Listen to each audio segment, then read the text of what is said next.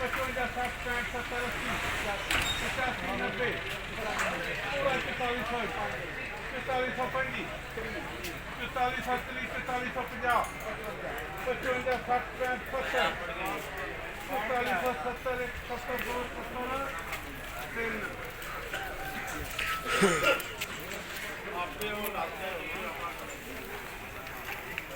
ਇਹ ਕਿਹਦੇ ਕਾਰ ਦੀ ਏ? 4000 रुपया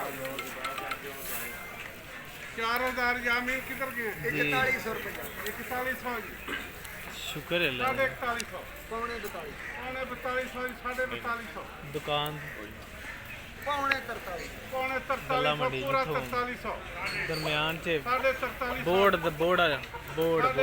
ਦਰਮਿਆਨ 'ਚ 4350 दो ਦੋ ਸਾਈਡਾਂ 'ਚ ਇੱਕ ਦਰਮਿਆਨ ਵਾਲਾ ਬੋਰਡ 69 ਨੰਬਰ ਦੁਕਾਨ। ਲਓ